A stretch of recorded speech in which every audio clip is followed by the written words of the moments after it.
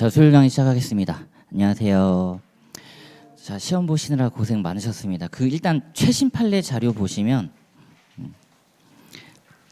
요게 8월까지 최신 판례 본입니다. 제가 2순환 때도 나눠드렸었는데 3순환 때는 좀 목차 구성을 해가지고 이게 어찌 보면은 최종 판례본이라고 보시면 되고요. 특히 19페이지에 조금 판례 번호만 수정하겠습니다. 19페이지. 작업을 하다가 제가 또 살짝 좋은 것 같아요. 23번입니다. 요거 판례 번호가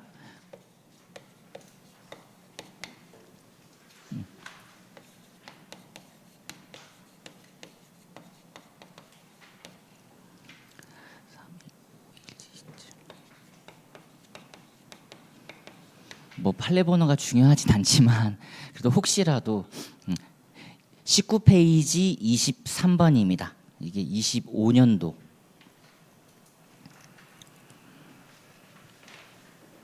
최신 판례고요.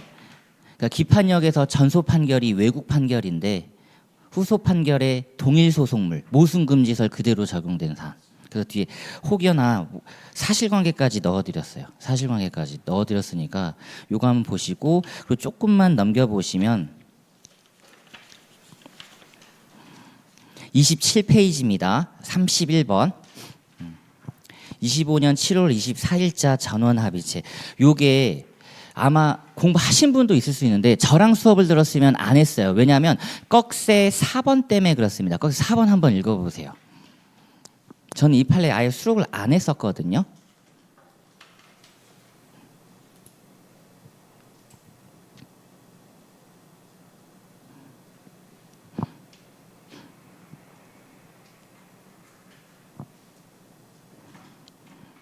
이게 결국 깨졌습니다. 이거 잘못된 판례다 이거죠. 어떤 의미냐면 간단하게 볼게요. 그러니까 각하 명령을 선고하잖아요.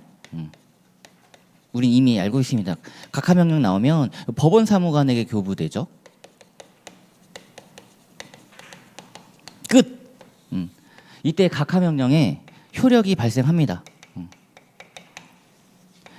끝났어요. 이제 보정이 안 된단 말이에요. 보정이. 근데 지금 요 꺽쇠 4번의 2018년 판례는 이거 당사자에게 송달이 돼야 되지 않습니까? 요게 그죠? 그러니까 요 사이에 혹시라도 보정을 하면 이건 된다 그랬단 말이에요. 된다 그랬다. 근데 우리가 이미 요 판례를 알고 있어요. 보정 시기는 여기를 기준으로 합니다.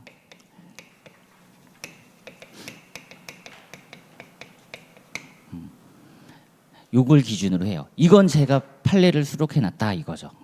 근데 요거는 뭔가 좀 모순 같아가지고 안 넣어놨는데 다행히 깨져버렸어요. 그죠? 그러니까 교수님도 그렇고 대법원 판례도 그치 이거 이상했지. 이게 원래 맞아요. 근데 각하명령 성립 시기로 했으니까 더 이상 이후에는 보정이 안 되는 겁니다. 그러니까 요거죠. 즉시 항고하면서 보정을 하면 안 된다. 이제 안 됩니다. 이거 이제 전화판이 확실하게 세기를 다 해놨어요. 그러니까 2018년 판례는 요 사이에는 가능하다 그 느낌이 나오잖아요. 두 번째 송달전, 그렇죠? 송달전 인지 보정이 가능했는데 이거 25년 전화판으로 깼습니다. 그럼 이제 이 판례는 그대로 이제 살아 있는 거죠. 이것만 재교재에 실어져 있어요. 재판장의 소장 심사권에. 뭔가 모순되는 것 같아가지고 그냥 수험생분들의 혼선을 방지 차원에서 안 넣어놨는데 다행히 어이구 툭 깨졌네요. 그래서 밑에 사실관계까지 넣어놨습니다. 이제 안 되는 거예요. 전화판은 여기도 안 됩니다. 이게 맞죠 그러면? 이게 맞죠? 지금 송달 관련돼서 판례들이 계속 쌓이고 있기 때문에 올해 한 번 준비는 해주셔야 될 것 같아요. 그래서 제가 송달 문제는 한 문제씩이라도 꼬박꼬박 최신작으로 좀 넣어드리려고 하고 있습니다. 다행이에요. 왜냐하면 어찌 보면은 제가 못난 걸 수도 있는데 이걸 제가 안 알려드렸단 말이에요. 2018년 판례를 정말로 죄송할 수도 있고 다행일 수도 있는데 일부러 안 넣어드렸습니다. 계속 이것만 공부해놨어요. 안 돼. 그래서 이게 안 된단 말이죠. 최신 판례가 이제 요까지 확인을 하는 거잖아요. 제도의 고안이 안 되는 거죠. 항고심 처리. 그러니까 경정 취소 이제 이게 안 된다. 그래서 요거 관련 조문들만 좀 확보를 잘 하시면 되지 않을까. 예전에 판결 경정 나왔을 때요. 그죠? 판결 경정 나왔을 때 좀 불이타라고 했었잖아요. 특별항고 규정. 그래서 민사소송법 좀 조문을 가셔서 조문 확보만 한번 좀 해보겠습니다. 446조부터 좀 볼게요. 지금 이 구간에서 관련 판례들이 계속 주구주구 나오고 있기 때문에 지금 444까지가 즉시 항고고요. 446조 요게 항고의 처리, 제목이 항고의 처리고요. 제도가 이겁니다. 제도 명칭이 제도의 고안 I자예요. I자. I자. 요거는 결정 명령에 대한 것. 소장 각하 명령이죠. 소장 각하 명령. 그리고 이미 알고 있습니다. 이게 불이타였던 거죠. 판결에 대한 것. 요게 판결 경정제도요. 이게 211조. 확실히 다르죠. 확실히 다르죠. 각각 제도 쓰는 것. 그러니까 재판의 유형이 판결 있고 결정 있고 명령이 있는데 판결과 결정은 법원이 한단 말이에요. 이송 결정. 근데 명령은 재판장이 하신다. 재판장이. 여기에 대한 불복은 결정 명령은 항고로 가잖아요. 그럼 항고가 즉시 항고라고 되어 있는 것들은 명문의 규정에 다 있다라는 거예요. 즉시 항고할 수 있다. 즉시 항고할 수 있다. 그렇죠? 얘도 있죠. 211조 보면은 211조. 근데 여기 없어가지고 큰일 났던 거잖아요. 기각 결정. 그래서 이거는 어디로 가냐? 특별항고로 가신다 이겁니다. 그게 어디 계시냐? 449조 보이시죠? 요게 기출이 되던 겁니다. 판결 경정제도와 함께. 그러니까 불이타가 요게 하나 있었으니까 올해는 이제 송달과 관련돼서 대부분 요쪽일 거예요. 자, 소장 각하 명령이라든지 막 어떤 명령이 떨어졌을 때 또 이걸 누가 받느냐? 계속해서 제가 문제를 내어드릴 겁니다. 당사자가 받거나 소송 대리인이 받거나 그럼 둘 중에 누굴 기준으로 해야 되는가? 이런 것들이 지금 제도로 계속 쌓이고 있기 때문에 조문 관련 판례. 그래서 오늘 신작 문제로 뒤에 하나 넣어드렸죠. 그거 못 쓰셨을 가능성이 되게 많아요. 근데 간단하게 생각하시면 됩니다. 어떤 의미냐면 송달이라는 제도적 장치의 그 취지만 생각하면 돼요. 우리 그런 거 있었잖아요. 민법에서도 그렇지만 막 주관적인 건 안 따져. 예를 들면 사용자 책임에서 주관적 인식을 안 따지고 행위의 외형상 객관 판단으로 끝내버린단 말이에요. 법인의 불법 행위도 마찬가지죠. 행위의 외형상 객관 판단으로 끝내버린단 말이에요. 주관적 인식 안 따진단 말이지. 여기도 마찬가지입니다. 수감자에게 배우자가 알려주죠. 알았어. 그래도 안 돼요. 왜냐하면 송달 방식의 법정주의 맞습니까? 송달 방식의 법정주의. 인식이 중요한 게 아니라 방식이 중요한 거예요. 방식 위반은 무효입니다. 무효. 그러니까 이분은 모르는 거야. 모르는 거. 그래서 다시 한번 또 재송달이 됐을 때 그때부터 이제 뭐를 하는 거예요? 2주 기간이 짜자자자작 진행이 되면서 뭘로 가는 거야? 민법이 아니라 민사소송법 173조 추후 보완으로 가는 겁니다. 우리는 이제 그런 문제들을 풀어볼 거예요. 그러니까 송달을 공부하는 이유는 딴 건 없지만 173조 추후 보완 때문에 그렇습니다. 지금 거기에 이제 송달 관계 판례가 많이 쌓여 있기 때문에 그 부분을 확인 차원에서 요것만 먼저 알려드렸어요. 다행이죠. 맞아요. 이거 우리 수험생들 나는 공부했는데라고 하면 열심히 혼자 하실 겁니다. 저랑은 제 수업을 1순환부터 들어오신 분들은 진짜 제 교재 없어요. 2018년 판례 저는 안 넣어놨어요. 안 넣어놨습니다. 그래서 메일로 질문 주신 분이 있어서 진짜 그 판례 딱 제시하면서 요거 되는 거 있지 않느냐. 되는 거 있지 않느냐. 근데 다행이죠. 설명을 하면서도 이게 요거랑 좀 모순될 수 있다. 그럼 제도이권이 안 되는 게 맞는데 이거는 지금 보정이 가능하다고 해버리니까 일단 알고는 계셔라 했는데 2025년에 이게 바뀌었습니다. 정확하게 요것만 확인을 잘 해주셔서 요 조문 라인들만 따다닥 보시면 될 것 같습니다. 그래서 판례는 일단 찬찬히 하도록 하고요. 그 다음에 이제 문제를 좀 보도록 하겠습니다. 작년 모의고사에서도 출제를 하면서 올해 기출됐던 것들을 싹 다 일단 뺐거든요. 근데 문제 1문은 진짜 확보를 항상 잘 해두셔야 됩니다. 청구 병합론. 자, 마지막으로 정리를 한번 할게요. 자, 걱정되는 부분.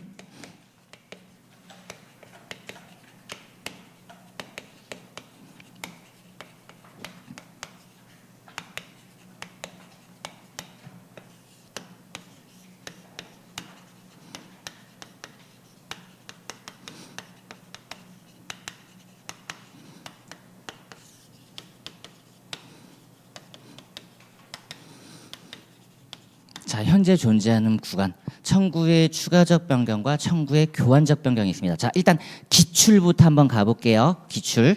어떤 거 기출됐는지만 일단 갑니다. 법무사에서 요것도 불이타였죠. 이것도 불이타였어요. 그러면 지금 기출 분석이랑 걸 해봤을 때 요게 어떤 거였냐면 기억나실까요? 얘랑 나온 거예요. 청구 변경은 어디까지 할 수 있어요? 사실심 변론 종결시까지 할 수 있죠. 항소심까지 할 수 있단 말이에요. 근데 파기환송에 의해서 항소심이 다시 부활됐어요. 항소심에서. 그러니까 A 청구에서 B 청구로 바꿀 수 있지. 원래 파기환송하면 첫 번째 환송심의 심판범위 요게 기출됐던 겁니다.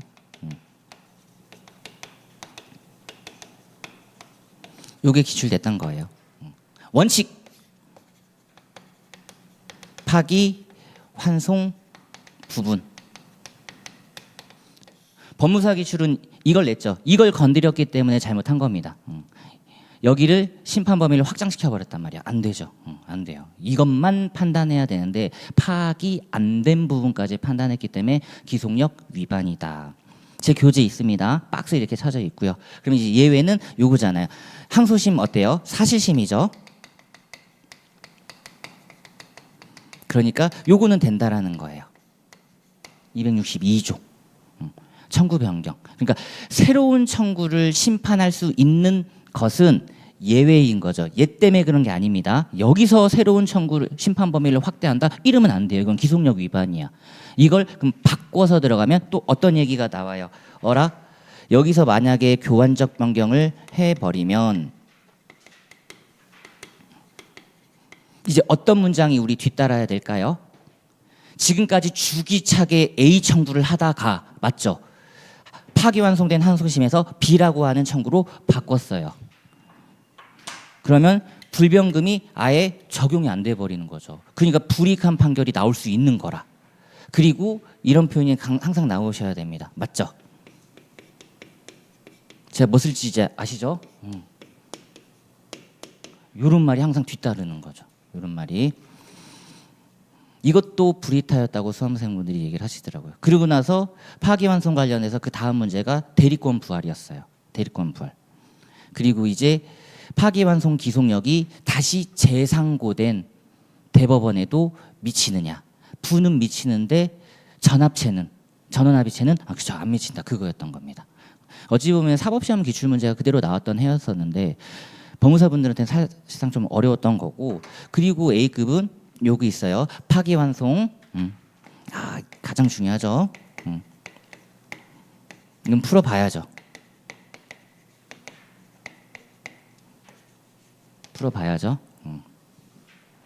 항소치와 부대항소는 꼭 풀어보셔야 되는 거 맞고요. 그리고 고민하지 마시고 파기환송 교환적 변경이니까 여기 있다. 교환적 변경과 제소금지입니다.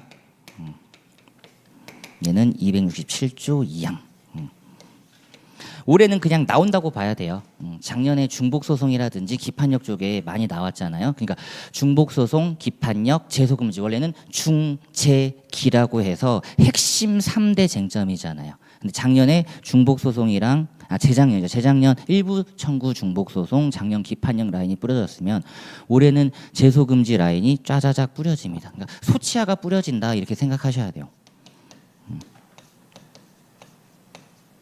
올해는 소치하가 좀 뿌려질 수 있겠구나라고 생각하시면서 이 부분을 이제 핵심적으로 정의를 다다다닥 잘 해주시되, 그리고 이제 추가적 변경으로 가면 정리를 다 해드리려고 합니다. 이게 후발적 병합이 되잖아요. 후발적 병합이 되니까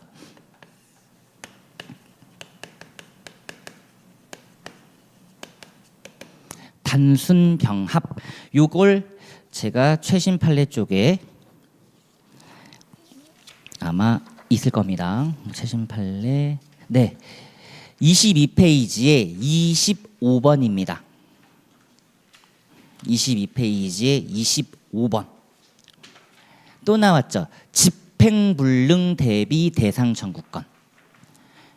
집행불능 대비 22페이지에 25번입니다. 그러니까 얘는 알고만 계시면 돼요. 집행불능 대비 대상 청구권이니까 단순 병합인데 현재 청구 하나, 장래 청구 둘. 장래 청구 둘. 이런 게 이제 질문 내기 딱 좋아요. 이런 거 되느냐, 이런 거 되냐. 가령 지금 제가 요구하잖아요. 그러니까 예를 들면 본래급부라고 할게요. 본래급부는 현재고요. 그리고 대상 청구가 집행불능이어야 됩니다.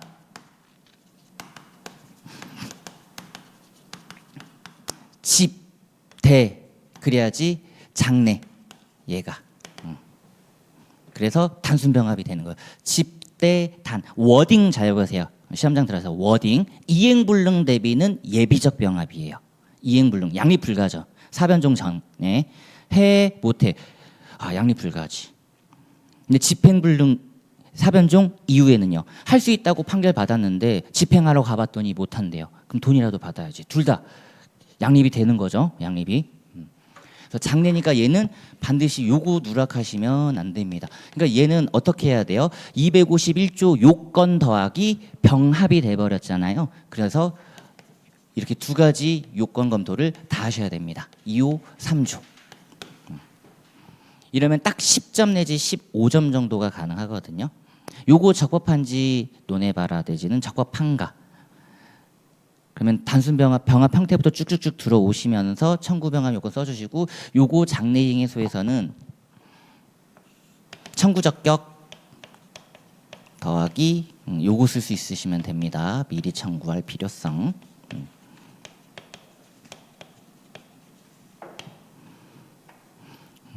가능성이 열려 있다.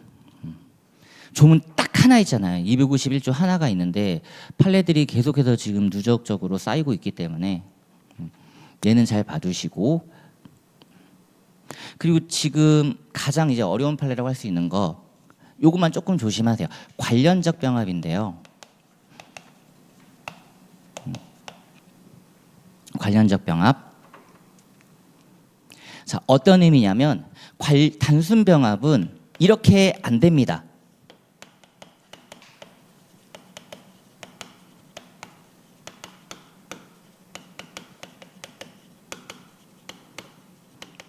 이건 출제 가능성이 있다는 거. 어떤 판례냐면 단순 병합으로 제기해야 되는 청구를 선택적 병합으로 했대요.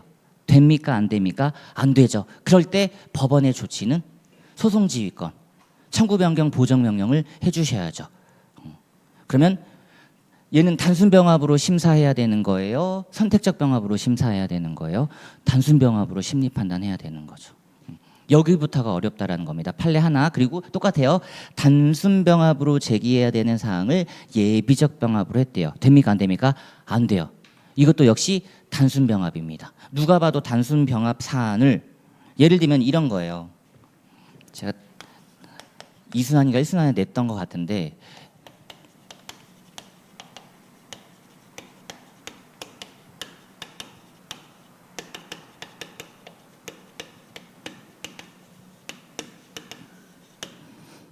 이걸 선택적 병합으로 했어요. 또는 지금 우리 수험생분들이 받아야 되는 돈이 몇 억이에요? 대여금 5억, 손배금 5억.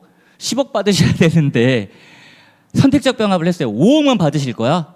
하나만 인용되면 얘 아예 판단을 안 하잖아요. 나는 분명 10억 받으려고 법원 들어갔는데 법원이 어이 그래 알았어 5억 받았어 너 전부 인용이야 가. 머리 긁적거리면서 집에 왔는데 기분이 뭔가 꼬롬해. 맞죠? 나는 분명 10억 받을 생각이었는데 왜 5억만 주지? 잘못했다가 이거지. 얘는 판단을 안 했지 않습니까? 그쵸? 얘 인용하고 얘는 판단을 안 해버리잖아요. 이거 잘한 거예요? 잘못한 거예요? 잘못한 거지. 단순 병합이니까 다 판단을 해줘야 되지. 그럼 질문. 얘 일부 판결인 거 맞아요? 일부 판결? 둘 다 판단해야 되는 일부 판결이잖아요. 그럼 질문. 판단 누락입니까? 재판 누락입니까? 그쵸? 여기까지 오셔야 된다라는 거예요. 왜냐하면 단순 병합 사안의 일부 판결은 재판 누락이니까. 재판 누락이니까 이런 질문이 어렵다라는 겁니다. 근데 얘를 상소 제기한 거예요. 항소 제기. 질문을 이런 걸 던져버리죠.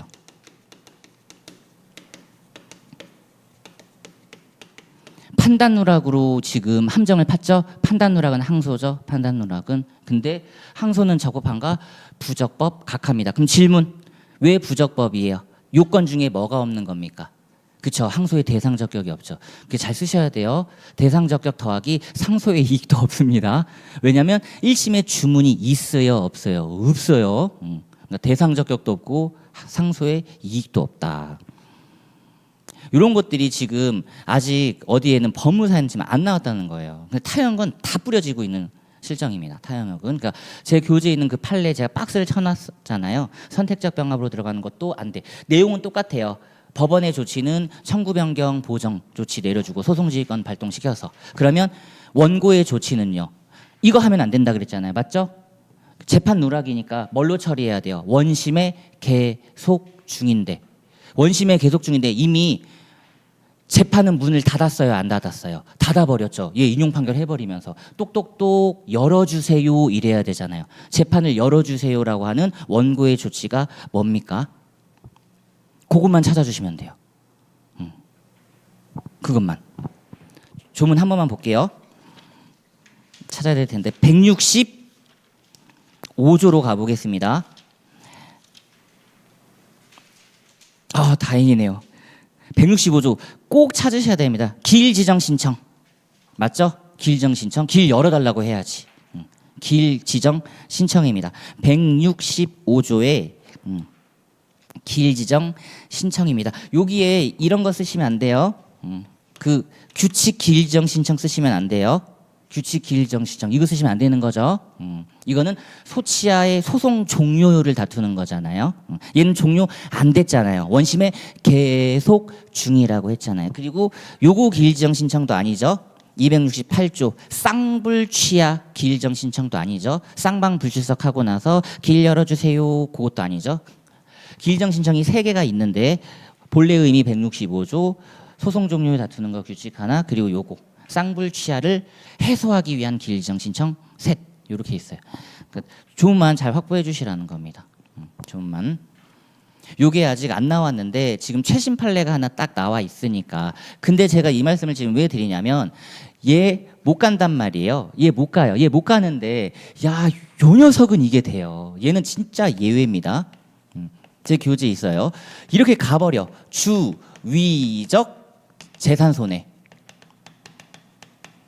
우리 이거 알고 있잖아요. 불법 행위에서 손해 3분설을 찍으면 손해 3분설 적극, 소극, 정신 무슨 병합이에요? 단순 병합이에요. 근데 그걸 관련적 단순 병합이라고 하잖아요. 근데 이게 기각될까 봐 예비적으로 같은 액수 정신 손해입니다. 그러니까 교수님들이 못 내시는 거예요. 이걸 허용했어요.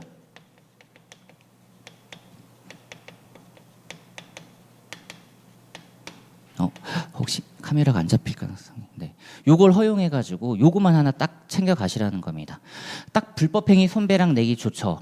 불법행위 손배랑 가장 어려운 판례라고 생각하시면 돼요. 이거는 허용에 딱 그 정도만 알고 계시면 됩니다. 얘는 같은 액수. 그러니까 교수님들이 왜 머뭇거리냐면 부진정 예비적 병합을 할 때는 순위를 지정할 합리적 필요성이 있어야 되고 그 중에 판단인자 하나가 크기의 액수, 크기가 다를 경우가 대표적인 거거든요. 청구 크기가 다를 경우. 근데 이 청구 크기가 같잖아요. 청구 크기가.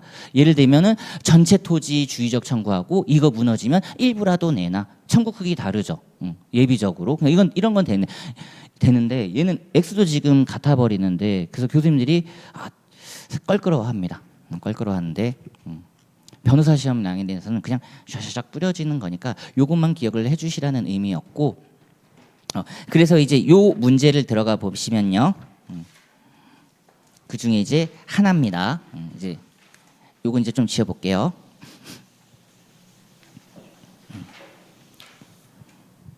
여기서 이렇게 가는 이게 부진정 예비적 병합입니다. 얘는 예외 허용이라고요. 예외 허용 아직 한 번도 안 나왔다. 라고 생각하시면 되겠습니다. 인정되는 거 지금 저거 말씀드렸죠. 재산, 정신, 그리고 매매, 점치, 매매, 점치. 얘가 좀 특이하고 얘는 청구 크기가 확실히 다르죠. 매매랑 잠시는 증명 책임도 완전 다르고요. 그리고 부반청 조심하셔야 됩니다. 불법행위. 요게 지금 이 문제일까요? 문제 1번. 요 문제. 그리고 증여, 해제, 양도, 합의. 이거 다 선택적 병합 라인이에요. 이거 두 가지는 왜 선택적 병합인 거예요? 물건 돌려받는 거잖아요. 맞죠? 증여 해제로 돌려받든 양도로 돌려받든 돌려받는 거 청구 취지는 똑같이 내놔, 내놔, 내놔, 내놔, 내놔 이런 게 어려운 거예요. 청구 취지는 딱 그냥 누가 봐도 똑같아. 청구 취지는 똑같은데 원인이 다 다른 것들. 원인이 다 다른 것들. 이런 게 어렵다라는 겁니다. 청구 병합에서는. 그러니까 특히 예비적 병합은 그냥 눈에 바로 보이잖아요. 1번 주의 끼고 2번 예비를 끼니까 이미 취지에서 두 개가 보여요. 그러니까 이런 건 그냥 눈에 보인단 말이죠. 그리고 단순 병합 해볼까요? 취지. 보세요. 인도하고 이렇게 해도 되겠다. 야, 너 건물 철거하고 짜샤 인도하고 그리고 내놔. 딱 나오잖아요. 그렇죠. 얘는 현재, 얘는 장래 이렇게 나오겠죠. 맞죠? 물건 철거하고 인도시까지 차임 월 얼마 지급하라. 대표적인 단순 병합 사안들이죠. 여기는 소유권에 기한 물청, 여기는 부반청. 213, 214, 741. 가장 많이 봤던 시스템이죠. 가장 많이 봤던 시스템. 근데 얘는 물건, 얘는 채권. 근데 얘는 장래 이행소로 딱 찍을 거란 말이에요. 청구 취지가. 인도할 때까지 이렇게 써져 있을 거란 말이지. 내지는 철거할 때까지 이렇게 써져 있을 거란 말이죠. 그러니까 얘네들은 그냥 눈에 보여요. 취지에서 소속물이 여러 개라는 게 보이는데 이분들이 안 보인다 이거죠. 취지가 그냥 하나야. 1억 원 내놔. 소위 등 여기도 1억 원. 여기도 마찬가지죠. 내놔. 이전 등기. 그래서 이런 것들만 몇 가지 딱 기억하시면 될 것 같고요. 개인적으로는 불법행위 쪽이 좀 그래도 유력하니까 요거 두 개 정도는 우리 알아가자라는 의미로다가 문제 1번을 내어드렸습니다. 얘는 변호사 시험 기출, 변리사 시험도 기출. 매매 찍고 무너지는 거지. 그럼 이걸로 가는 거죠.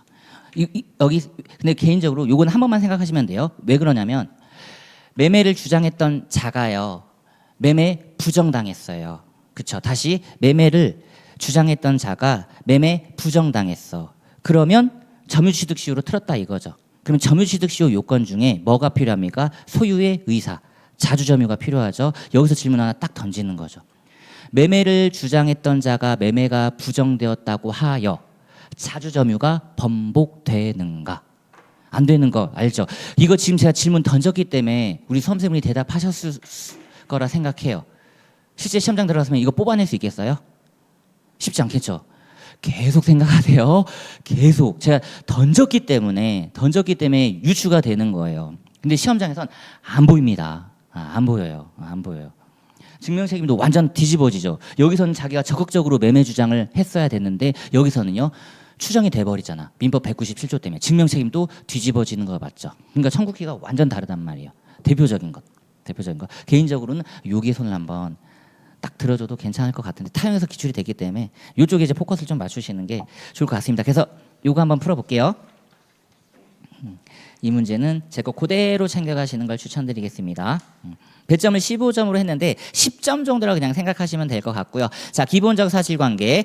을은 갑에게 2억 원을 투자하면 한 달 후에는 5천만 원을 더해서 2억 5천만 원을 주겠다고 하였고 이에 갑은 을에게 2억 원을 건네주었다. 자, 그런데 한 달이 지나도 을에게 아무런 연락이 없자 갑은 을이 2억 원을 부당 수령하였다는 이유로 민법 750조 들어갑니다. 청구 원인으로 하여 2억 원의 금원 지급 구하는 소를 제기합니다. 지금 1심에서는 750조인 거 맞죠? 이제 얘는 지우고 틀만 잡겠습니다.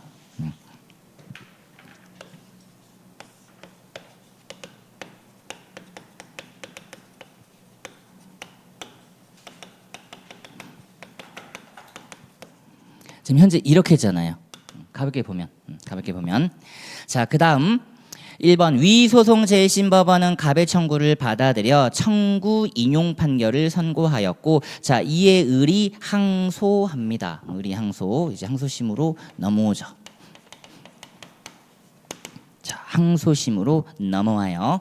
자 이제 항소심으로 나왔으니까 항소심 심리도중 갑은 민법 741조를 청구 원인으로 하는 손해배상 청구를, 뒤에 손해배상 청구 흔들지 마시고 741조가 중요한 겁니다. 741조가 선택적으로 병합하는 내용으로 청구를 변경했다. 바로 나오네요. 취지는 그대로 유지하되 대표적인 것 원인을 지금 요거에 요거 집어넣었습니다. 이렇게 시험장에서도 그려두면 바로 보이잖아요. 그럼 지금 시작해 볼게요.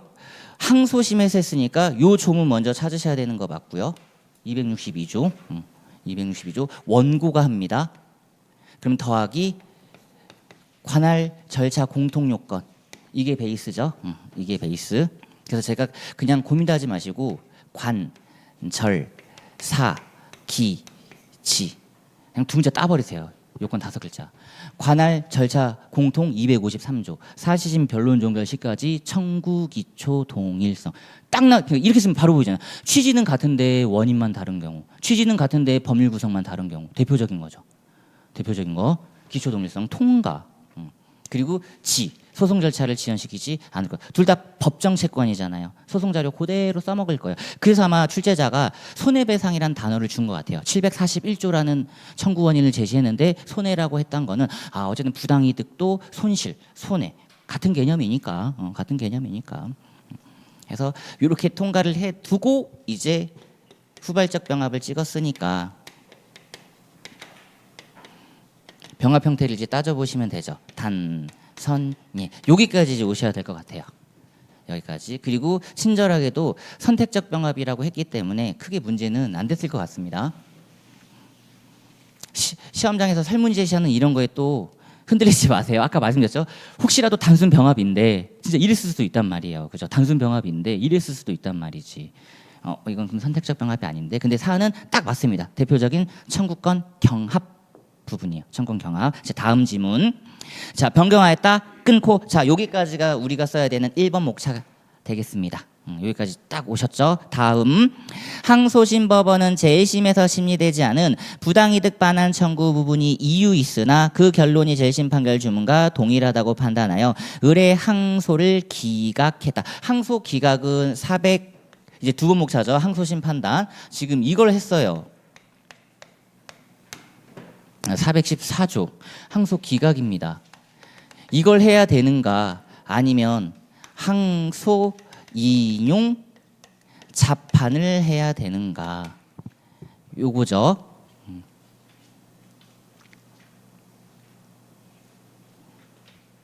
지금 항소심은 어떤 걸 판단했대요? 이게 이유 있다 그랬죠. 그죠? 이유 있음. 얘도 어쨌든 인용. 얘도 어쨌든 인용.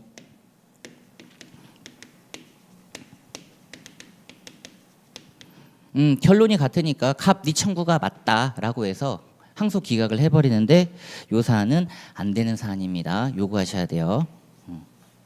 항소 인용하고 자판에서 1심 취소, 청구 인용, 여기까지 오는 과정이에요. 가장 스탠다드 문제입니다. 가장 스탠다드 문제. 그러니까 이 로직 체계만 항상 잘 기억해 주시는 거예요. 여길 통과시켜 놓고 항소심의 심판 범위에서 항소 인용을 떨어뜨릴 건데 문제는 하나가 더 필요해요. 심판 순서가 필요해요. 그대로죠. 그대로 하세요. 이렇게 그려두고 1심에서 전혀 심리되지 않은 새로운 청구를 먼저 심판할 수 있는가? 그렇다. 그렇다. 그리고 이제 갑니다. 그게 이유 있는 경우 비록 결론은 1심과 같지만, 맞죠? 1심과 같죠? 1심과 같지만 항소 기각을 해서는 안 되고 항소를 인용하여 1심을 취소하고 741조 새로운 청구 인용 판결을 선고해야 된다. 그리고 이제 사안포섭 들어가시면 돼요. 왜냐? 기판력이 다르죠. 750조의 기판력과 741조의 기판력은 완전 다릅니다. 소송물도 다르죠. 기판력도 다르고. 항소 기각이라는 건요, 요걸 확정하겠다라는 거예요.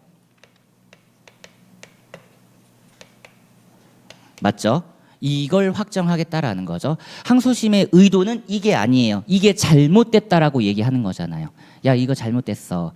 750조를 확정하시면 안 됩니다. 750조를 취소하고 741로 돌리셔야 돼요. 741로. 요거 해설 한번 보겠습니다. 이 요직 체계만 잘 잡아주세요. 지금 양갈로 1번 보이시죠? 1페이지 해설에 별표 2개 하시고요. 자, 별표 2개 하시고, 이제 요런 기본기에서 우리가 조금 땡겨주셔야 됩니다. 그래서 조문 2가지만 확보할게요. 253, 262, 그리고 이제 워딩 2개 확인합니다. 추가적 변경, 후발적 병합. 그리고 나항은 제가 말씀드렸던 관절 동그라미 하나씩 하시고 두 문제를 따버리시라는 겁니다. 항소심이니까 사실심 말하는 거죠. 항 동그라미 하셔도 되고요. 밑에 청구기초의 동일성 기 동그라미, 뒤에 소송 절차를 현저히 지연시키지 않는다 지 동그라미. 그래서 관절 항기지 그냥 세트 쭉쭉쭉 써버리시고, 그리고 청구권 경합관계 있기 때문에 서로 양립 가능한 청구이므로 선택적 병합에 해당하고, 양갈로 2번에 나항입니다. 별표 2개 하시고 요거만 한번 천천히 확보해 볼게요. 이게 최신 판례가 계속 나옵니다. 2024년도 최신 판례가 또 있고.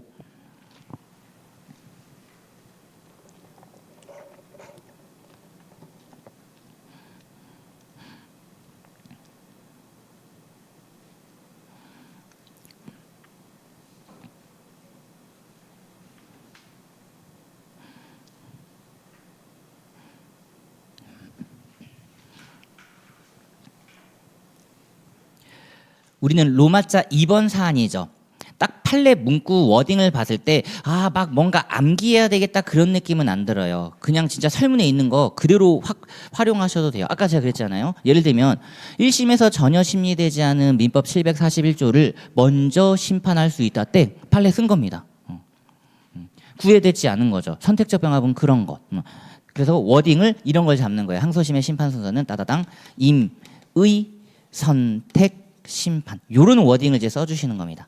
그게 마지막 번째 줄에 있죠. 제1심에서 밑에서 두 번째 줄, 항소심은 제1심에서 심리된 청구를 먼저 심리 판단할 필요 없고 제1심에서 심판되지 않은 청구를 임의로 선택하여 심판할 수 있다. 임의 선택 심판 6글자 워딩을 형태를 빡빡 그어버리면 여기까지 잘 오셨습니다. 253, 262 추가적 변경, 후발적 병합, 관절 항기지, 선택적 병합, 양갈로 2번에 나번, 임의, 선택, 심판. 딱 요런 느낌이죠. 그럼 워딩 어느 정도 들어갔고 이제 최종 승부수 양갈로 3번에 나항입니다. 요게 최신 판례로 또 계속 나와요. 발표 2개 하시고.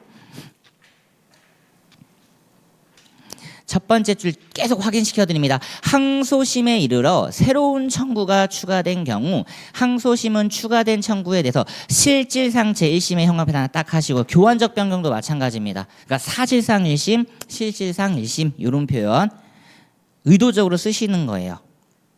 그러므로 선택적으로 병합된 수개의 청구 중 제1심에서 심판되지 아니한 청구를 임의로 선택하여 심판할 수 있고, 결론이 암만 제1심 판결 주문과 동일하다 하더라도 항소를 기각하여서는 안 되며 끊고, 자, 제1심 판결 취소 형광펜 뒤에 새로이 청구를 인용 형광펜입니다. 워딩 정확히 쓰셔야 돼요. 제1심 판결 취소 새로이 청구를 인용. 자, 넘겨보시면 로마자 1번 2가지로 나눠주십니다. 민법 741조에 따른 부반청을 임의 선택해서 심리 진행한 것은 맞다. 그런데 로마자 2번 항소심 판결 주문이 1심과 동일하다 하더라도 취소하셔야 된다. 여기 밑에 살짝 쓸까요? 기판력 범위가 다름.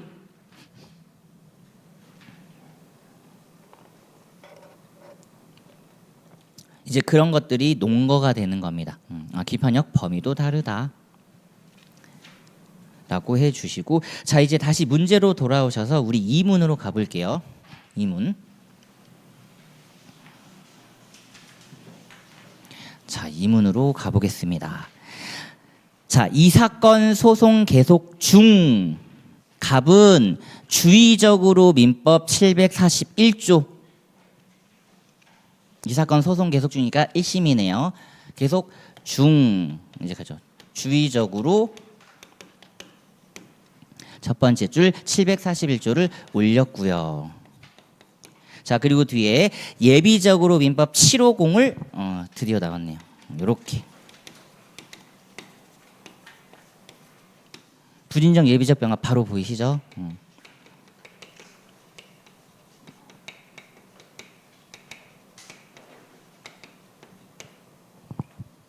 양립 가능한 청구를 순위 지정해서 청구하는 경우를 소위 부진정 예비적 병합이라고 하며, 우리 대법원 판례는 순위 지정의 합리적 필요성이 있다면 예외적으로 인정한다. 대표적으로 여기입니다. 대표적으로. 그러니까 여기에 대해서 이제 법원이 이 질문의 특징은 보세요. 선택적 병합, 예비적 병합. 두 가지로 만약에 우리가 나눈다고 할 때 요것만 달라지는 거예요. 요것만 달라지는 거라고요. 요것만.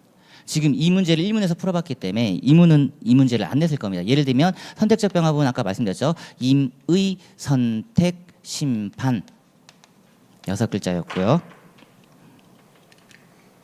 얘는요. 또 6글자 맞춰볼게요. 6글자. 심, 판, 순, 서, 구, 속. 대신 하나만 더 써주세요. 203조 처분권주의. 얘는 법적 근거였죠. 203조 처분권주의. 그랬을 때 공통점. 이건 알지 우리가. 얘는 다 공통이죠. 공통. 딱 결론만 내릴게요. 불가. 판단 누락. 그래서 상소. 요 뒤에 로직 체계는 똑같아요. 상소. 따라서 혹시라도 이미 기출된 거 하나 확인합니다.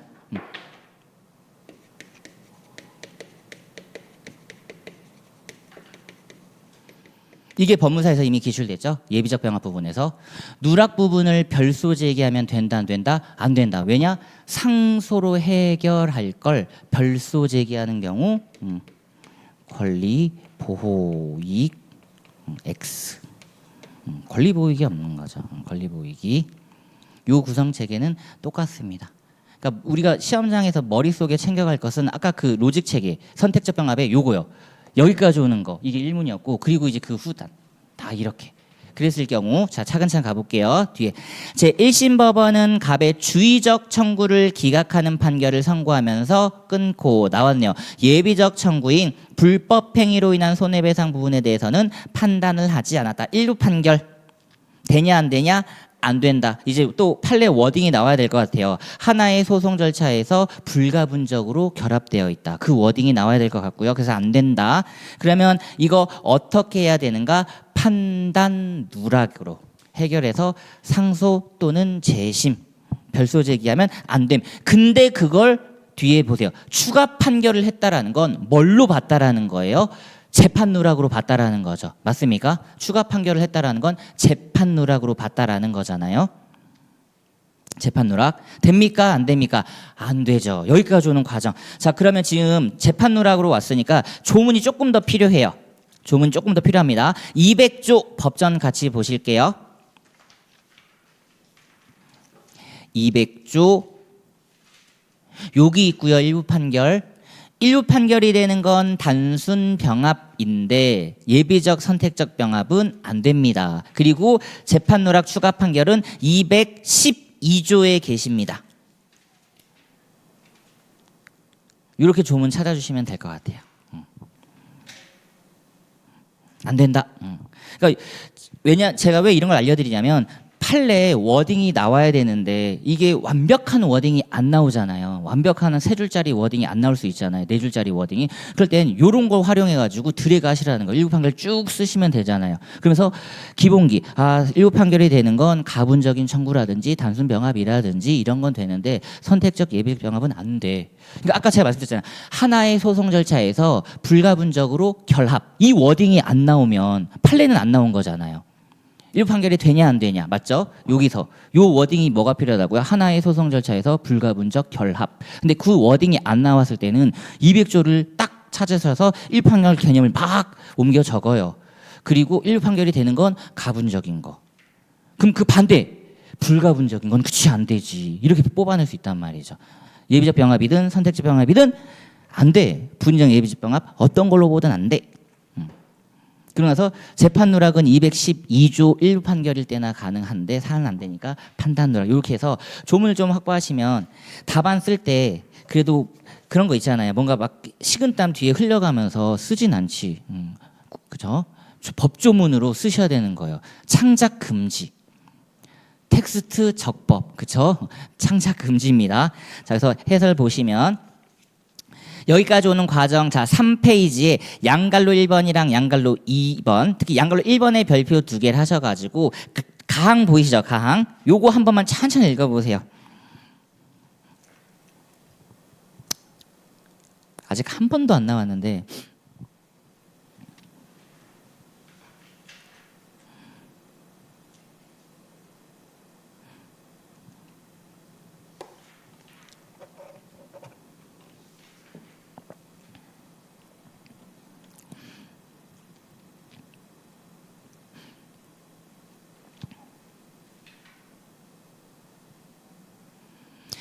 두 번째 줄까지가 개념이고요. 양립 가능하다. 근데 두 번째 줄 소위 부진정 예비적 병합이다. 이때 자 밑에 양립 가능한 경우 형광펜입니다. 세 번째 줄 뒤에 심판 순위를 붙여 청구를 할 합리적 필요성 형광펜이죠.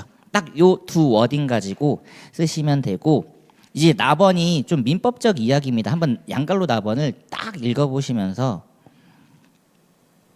그렇지.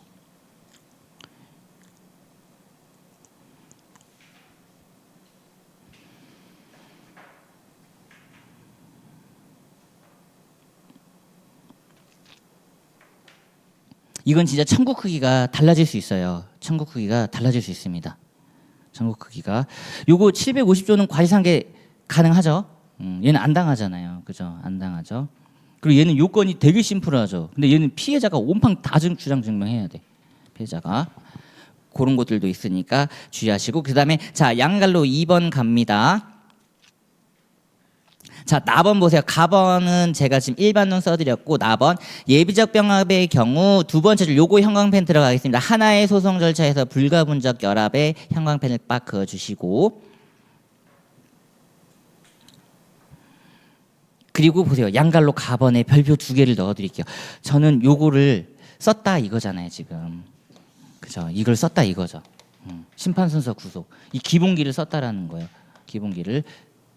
근데 요 일부 판결과 관련돼서는 혹시라도 조금 더 점수를 확보한다 그러면 요 조문 2개. 오랜만에 하고로보를 썼더니 다 부러지네요. 역시 얘도 주인을 기다리고 있었어요. 저 아니면 아무도 안 쓰죠 이거를. 요렇게만 확인 딱 해주시면 될 것 같습니다. 그러면 가항에 쓸거리가 나오잖아요. 일반론에 쓸거리가 나오잖아요. 하나의 소송 절차에서 불가분적 결합 이런 표현을 못 쓴다 하더라도 요걸 통해서 충분히 부분 점수가 들어갈 수 있다라는 점. 자 그리고 양갈로 3번 이제 두 번째 줄에 재판 누락은 아니다 해서 나번입니다. 요거 한번 천천히 읽어보실까요? 저는 지금도 이거 쓰기 좀 껄끄럽습니다.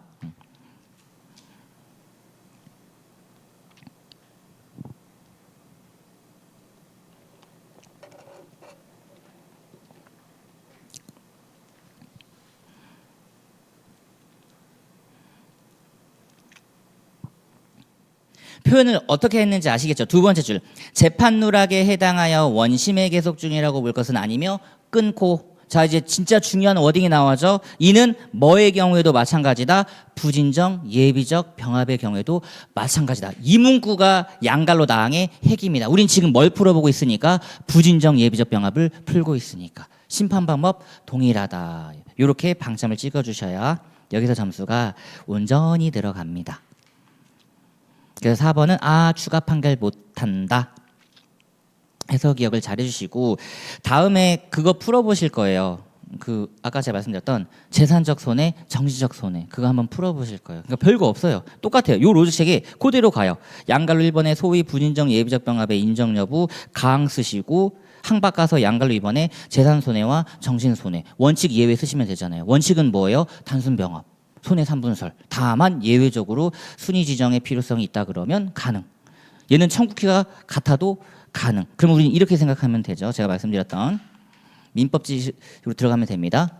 똑같죠. 원칙 손해 개념으로 들어갑니다.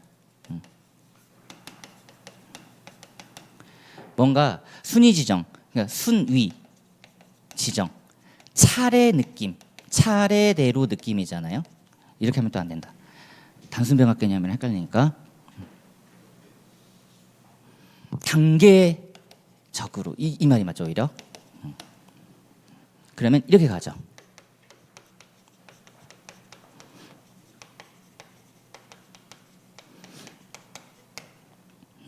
요거 안 되면 이거라도 해주세요. 맞죠? 다짜고짜 위자료를 그래 퉁치면 안 된단 말이죠. 재산적 손해로 전보가 안 되는 걸 이걸로 챙겨오는 거 맞죠? 다시 민법 지식 재산적 손해로 전보가 안 되는 부분을 예외적으로 청구합니다. 그래서 얘는 무슨 손해? 통상 손해. 얘는 무슨 손해? 특별 손해. 이런 개념들을 잡아주셔야 돼요. 그 어떤 기본서에도 없어요. 이건 제가 진짜 교수님들 교재 싹 다 찾아보면서 확보한 겁니다. 그래서 위자료의 보완적 기능, 통산, 특별. 근데 액수가 같잖아요. 맞네요. 1억 원 청구했는데 1억 원 다 못 받았잖아. 그럼 이제 이것밖에 없는 거지. 이것밖에. 원래는 1억 받고 못 받은 부분, 기각된 부분, 이거는 당연히 돼요. 당연히 지금 이건 같은 액수였어요.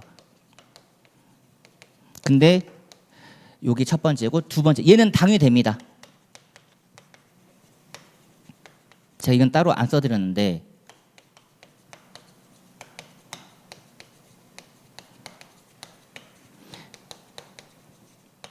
이건 바로 보이잖아요. 맞죠? 청구 크기가 다른 게 바로 보이죠? 기각된 금액만을 예비적 청구. 얘는 당연히 됩니다. 그러니까 교수님 제 개인적으로도 요거 낼 것 같으니까 기억을 잘 해주시고요. 그리고 잠깐 쉬었다가 이제 이문 가볍게 볼 건데 주요 최신 판례 가보시면 5페이지 쪽이에요. 5페이지 내일 2회차 요거 004번 최신 판례 문제 하나 들어갑니다. 이거 1문으로 들어가요. 1문. 지금 내용이 음영 부분 1번, 음영 부분 2번 있어요. 요거는 조문 뭘 확인하셔야 되냐면 2번에 첫 번째를 보시나요? 59조, 60조 조문 2개 확인하시고요. 그리고 위에 민법 921조. 그리고 음영 부분 1번 보실까요? 무슨 소송입니까? 공유물 분할 소송이죠. 얘는 이문용으로도 가능해요. 1문용만 내면 당사자 라인으로만 끝내는데 내일은 당사자 라인으로만 끝내드렸습니다. 내일은. 왜냐면 공유물 분할 소송 문제는 따로 있어요. 이거 2문용으로 내면 3문, 4문이 이제 공유물 분할이 되는 거예요. 고유필수적 공동소송 문제로 싹 다 전환되는 겁니다. 고유필수적 공동소송으로. 이건 이제 내일 다시 한번 해드리자는 차원에서 제가 예고를 해드렸습니다. 이렇게 최신 판례 하나씩 신작 문제 한두 문제씩 풀어보실 거고 잠깐 쉬었다가 이제 이문 쪽으로 넘어가도록 할게요.